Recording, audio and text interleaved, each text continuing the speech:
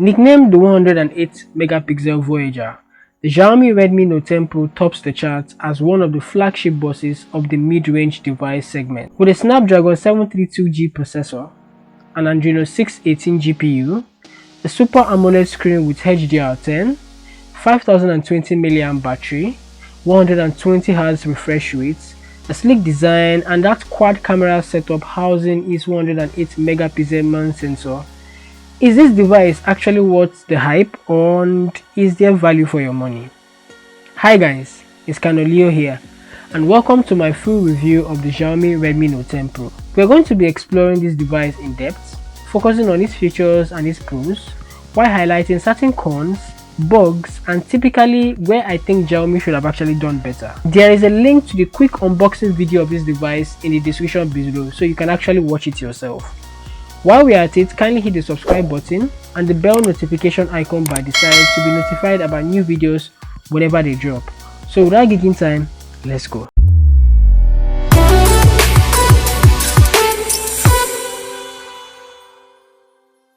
Alright, let's take a look at the design of the Redmi Note 10 Pro. This device is sleek, like really sleek. The Redmi Note 10 Pro comes in three models: the Onyx Grey, the Glacial Blue, and the Gradient Bronze. I have the Glacial Blue model here with me, and I must confess, the very first time I got this device, this is the very first thing I actually did. I mean, I expected something a bit heavy, but there was this light feel about this device, and it was easy to hold. There were no smudges, it wasn't a fingerprint magnet. It was actually very wonderful, very nice to hold this device. Then came the issue of color. Newsflash, I am not a lover of colored devices. I basically prefer gray or dark devices. Now, as weird as this may sound, I absolutely love the color, this gradient blue color. I absolutely love it.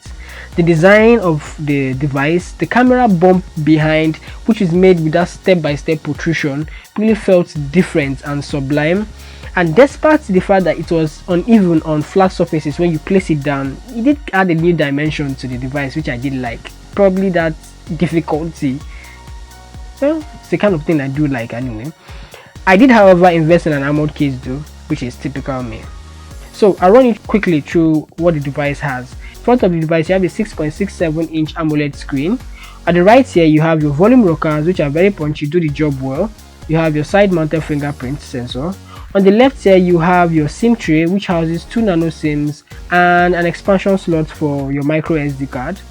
On top of the device here, you have your IR blaster, a nice cancellation mic, as well as one of the stereo speakers and your 3.5mm jack for your headphones. Below the device here, you have another mic here, which is also nice cancellation. You have your Type-C port, as well as a second stereo speaker. At the back of the device here, you have a very protruding, very obvious camera bump on the left side of the device. It houses the 108 megapixel main sensor, the 8 megapixel ultra wide, the 5 megapixel telemacro sensor, and the 2 megapixel depth sensor, alongside a flash and that ultra premium engraving just by the device. Then you have your Redmi insignia down here, and basically that's all you have. I forgot to say, the front and the back of this device are protected with Corning Gorilla 5, and this is made out of plastic. So there you have it. The screen of the Redmi Note 10 Pro is one of the major highlights of this device, and rightly so. Let me tell you what you get. You get a 6.6-inch AMOLED screen alongside HDR10, topped up with 120Hz refresh rate. You also get 60Hz, but hey, who deals with 60Hz when you have this device? Is 120Hz all the way for me. You get a touch sampling rate of 240Hz. So what does this actually mean? It means when you're scrolling through applications like WhatsApp, when you're scrolling to your social media apps, your browsing apps, basically any app that has to do with content, as you're going up or down on this device, every single content loads immediately. I'm talking of your pictures, your icons, your words of that application. There is no waiting time, there is no lag. It loads absolutely quickly at the snap of your finger. And when you touch the screen for inputs, the screen is highly responsive. There are no dull moments, there are no ghost touches. The screen responds to you as you touch here. This screen also has 450 nits of base brightness and 1200 nits of peak brightness. What it means is that under intense light or under intense sunlight, this screen performs optimally well. It is bright enough to use and bright enough to see with. You do not have to bend or try to shield a part of the screen so you can see the content on it. It is going to be extremely bright for you to use. And the screen being AMOLED means if you utilize dark mode a lot, you will consistently save battery life, which is a very big plus for you in terms of battery life here. The screen has a resolution of 1080 by 2400 pixels. It has a PPI density of 395. It is protected by Corning Gorilla Glass 5. It has a screen to body ratio of 85.6%. Now, consuming content on this device is a very fulfilling experience. I mean, watching videos on YouTube, watching media content on your device will leave you with a very fulfilling experience. There are vivid colors, there are no loss in brightness, there is no loss in tone, and there is no loss in color. You are actually spellbound when you actually watch content on this device on the 1080p display here. It maintains the standard color scheme of Xiaomi devices, which includes the saturated color scheme and the standard color scheme, but you are advised to allow it remain on auto so it can adjust the screen color according to the environment which you're in. Being a crazy customizer I utilize a super wallpaper on this device, and it is actually very pleasing to your eye when you see that transition from the home screen to the lock screen to the always on display and back to the home screen, which is actually very smooth. The entire transition experience on this screen is something that you would want to come to every single time over and over again. So as for screen, that's an A1 for me. Performance. I like the fact that Xiaomi decided in typical fashion to sit down and pour a lot of top tier specs into this device, despite it being a mid-ranger. The Qualcomm Snapdragon 732G processor is one of the fastest mid-range chipsets in the market with a maximum speed of 2.3 GHz. It is built on the 8nm process and is a 2020 chipset. Fairly new, right? The G affixed to the 732 stands for gaming, invariably meaning that this chipset here is well optimized for gaming.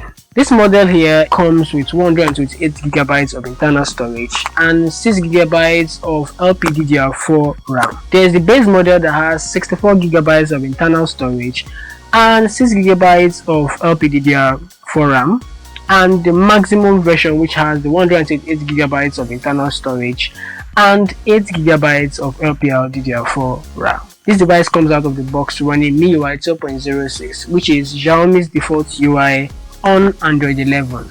In my day-to-day usage of the Redmi Note 10 Pro, I never experienced lag or downtime on this device. From surfing the net to skating through my social media space, from going through my hustle space to keeping in tune with calls and information and basically everything that would constitute my mobile life, I never felt different. I never felt anything change. I felt more in tune with this device, more alive with this device. And I'm going to be adding a very funny point here. There is this getting to use period you will need to undergo if you're coming from a lesser performing device. You will need to have some time to actually begin to appreciate the speed and efficiency which you get on this device. Gaming on the Redmi Note 10 Pro is a pleasure to behold, and it's not a surprise being the fact that the 732G is actually optimized for gaming. Alongside the Adreno 618 GPU, I have successfully been able to convert myself from a consistent Call of Duty player to exploring other games like Garena Free Fire and finally being able to play PUBG.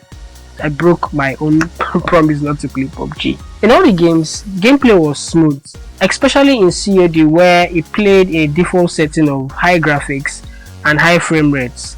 But you could go all the way to high graphics and max frame rates, which I'm going to be trying out in my gaming review. But with high intensive battle royale, I did not experience a single lag, and I did measure 18 minutes of my gameplay on multiplayer on COD, and surprisingly it only took 3% of the battery life when playing multiplayer. Same thing happened when you played battle royale. In PUBG, I stuck to the default settings of HD and high frame rates, but I did attempt Ultra HD and it was smooth, though extensive gameplay on PUBG actually made my device warm to touch, but nothing too much to be worried about. In Garena Free Fire, I stuck with the default setting of Ultra Graphics, Vivid Filter, high FPS, and I did not experience any frame drops at all. Neither did I experience warmth with the device after prolonged gameplay, probably because it's the less intensive of all the games here. If you're looking for a cost-effective device to use for gaming without cutting your wallet to pieces, I think the Note 10 Pro could be your answer. If the screen was the main highlight of the Redmi Note 10 Pro and you're not still convinced, then I think you need to take a look at the camera of this device. The Redmi Note 10 Pro comes with a huge 108 megapixel main sensor alongside an 8 megapixel ultra wide sensor, topped up with a 5 megapixel telemacro sensor and ending with a 2 megapixel depth sensor. There are a huge variety of modes on the native MIUI camera app, which includes Pro mode, video mode, photo mode, portrait mode, etc. Coming down to probably the three modes I personally love and I've been experimenting with all through the use of this device. They include the vlog mode, the clone mode, and the exposure mode. Going into details about this mode will be a long video on its own, so I would reserve this for another video. However, what the vlog mode allows you to do is to create a cinematic experience utilizing videos without actively editing. The clone mode allows you to do the job as the name implies, which is clone, basically cloning pictures, and the exposure mode allows you to add exposure to pictures. The photo mode here is capable of 0.6 to 10x zoom and has image stabilization. It takes pictures well with good detail, good contrast, and natural color. The portrait mode uses both front and back sensors and has the ability to adjust the blur on an image before and after the image has been taken. The 108 megapixel mode utilizes the main sensor alone and only has 2x zoom, but pictures still come out way better with detail and a slight bit of sharpness I think I like a lot. Slow motion shoots in 720p and 1080p with 960 fps as max for the 720p and 120 fps only for the 1080p. The night mode takes quite amazing detailed pictures, especially utilizing the little amount of light it can gather within the environment. And here are a couple of the images I took with the night mode as well.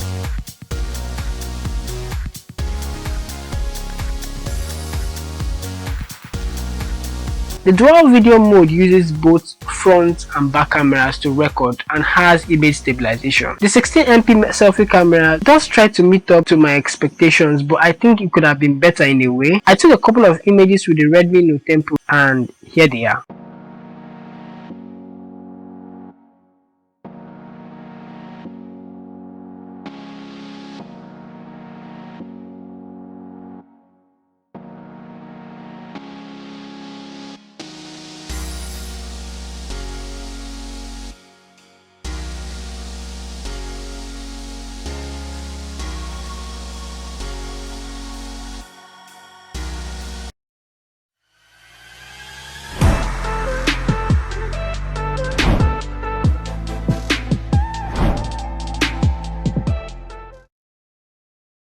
Video on the Redmi Note 10 Pro is capped from 720p all the way to 4K, with the 720 and 1080p sharing 30 to 60 fps and the 4K only shooting at 30 fps for the back sensor. You are given the option of stabilizing the video yourself with the steady video option while you track the subject movement. The front 16MP selfie camera can only record at the maximum of 1080p at 30 frames per second.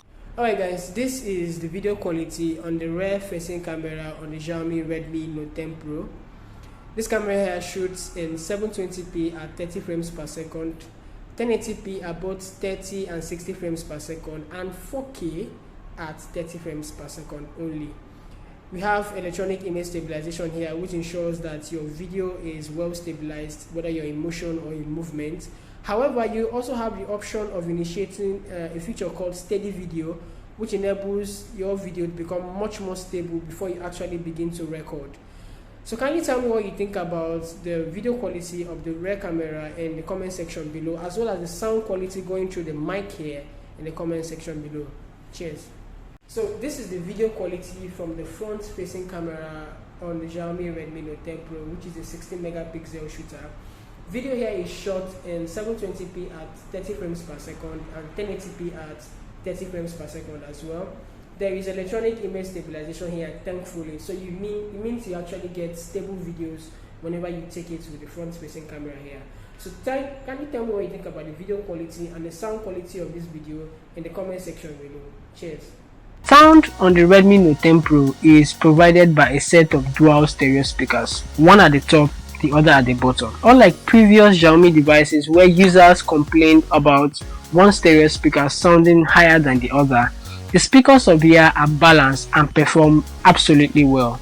Playback was absolutely seamless, sound was well provided, callback was crisp and clear, and when you connect this device to wireless speakers or headphones, there is no diminution of the clarity, especially when you have a pair of Mi Bluetooth speakers and a pair of Mi buds as well.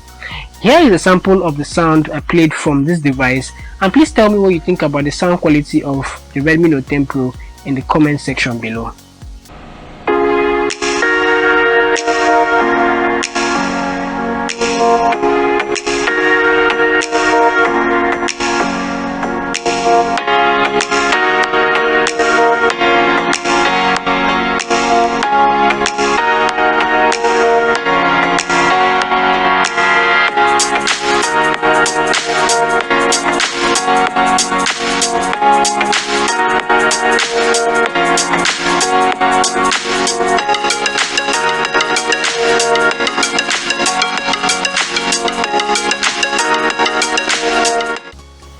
The Redmi Note 10 Pro comes equipped with a 5020 mAh battery, which has a performative endurance of 115 hours.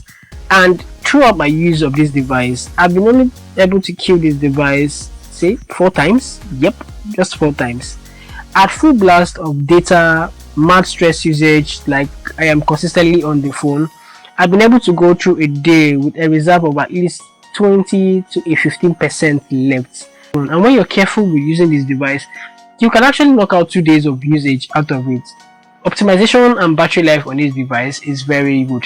Despite the presence of the AMOLED screen, despite the presence of customizations and optimizations I've done myself, I can still eke out a full day and a half of usage on this device.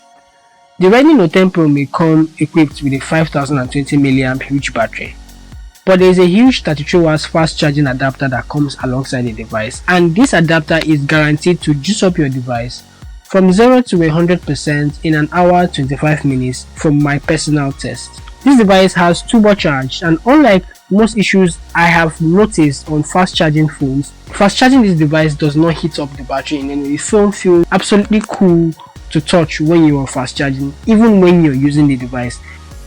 So, to the additional features I like about this device, you have the typical IR blaster or infrared blaster, which enables you to control virtually any device that has an infrared port and uses a remote. This is one feature I actually like getting mischievous with, and please do not ask me how or why I like getting mischievous with it. The second additional feature of this device is the dual stereo speakers. Previously in the video, the speakers do give out proper sound quality, and although there's some quirks that you might notice if you are utilizing this device yourself, but I think the stereo speakers actually did sound properly amazing. Despite it having its issues while keeping to its name in quotes always on, I like the feel it brings to the device, especially when you power it off or when you turn off the screen or when you lock the device. That transition from the home screen to the lock screen in quotes always on is supposed to stay for as long as possible, but in this situation there's a bug here that actually keeps it on for 10 seconds only. You have to double tap on the screen to actually bring it back on again. This is something that I actually like about the device. I cannot emphasize how much I like the screen of this device. The AMOLED screen with the HDR10 6.67 inches with the 1080 by 240 pixel resolution and the 1200 nits of maximum brightness. This screen is absolutely amazing. Now we'll go back to the camera. Amazing 108 megapixel main sensor. The battery life on this device is something else I also like. 5020 mAh takes me through 1 day. The 120 Hz refresh rate, it takes a lot of getting used to actually begin to feel the 120 Hz refresh rate. You know it's smooth, but the truth of the matter is if you switch to the 60 Hz refresh rate, you notice the difference between the 120 Hz and the 60 Hz features on this device. Another additional feature of this device which I failed to highlight in the course of this video is the price. The Xiaomi Redmi Note 10 Pro comes in 3 major variants. You have the variant with the 64GB of internal storage and a 6GB of RAM, which is not available for our region. You have the variant that has the 128GB of internal storage and the 6GB of RAM, which goes for 128,500 naira or $332, and the final variant with 128GB of internal storage and 8GB of RAM, which goes for 138,500 naira or $363.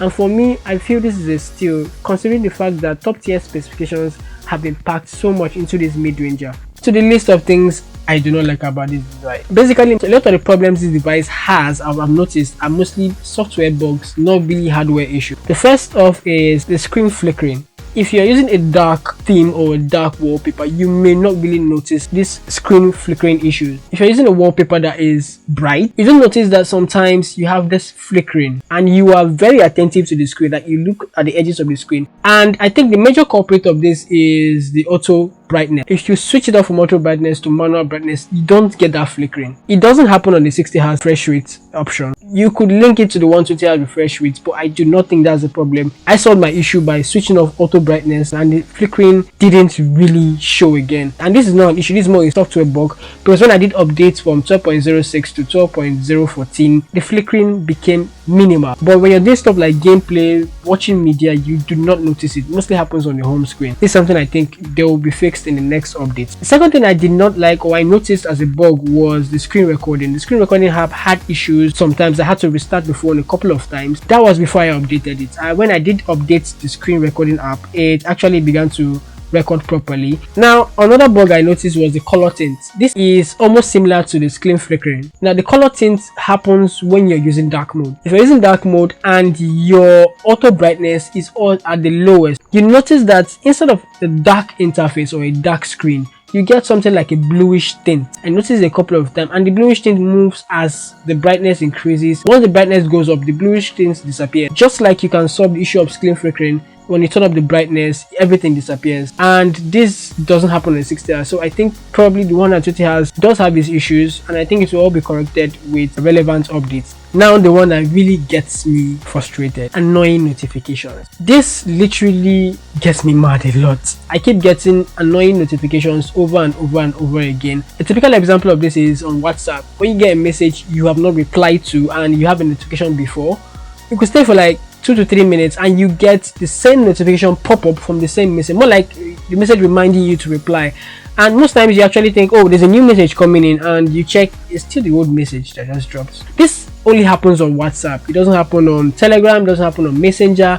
It only happens only on WhatsApp, and I felt probably is a bug issue between WhatsApp and UI. This is something I believe the next update should properly fix. Another thing I also noticed also on WhatsApp was the tendency of the screen to go blank when you are listening to voice notes. The proximity sensor was always going to be on, and whenever you decide to listen to voice notes and bring the phone close to your ear, the phone actually goes blank, the voice note goes low, and you would have to lock the phone and unlock it to be able to listen to the voice note. I did solve this, however, by disabling my proximity sensor in my WhatsApp application. Now, what I felt Xiaomi could have done better with this phone, I'm still backing my head on what they could have done better, because this device absolutely feels perfect to me. Besides these quirks here and there that could be fixed by consistent updates, 5G would on this phone would have been fantastic. I also felt support for Type-C headphones would have also been awesome as well. But I do have a Black Shark gaming headphone, and I have not been able to get to work on any of the devices, including the Note 9 Pro as well. That said, this is my full review of the Xiaomi Redmi Note 10 Pro. Kindly tell me what you think about this device in the comment section below, and do not forget, a sub to this channel will be totally fantastic. Have an amazing day, and wait out for the next video coming your way.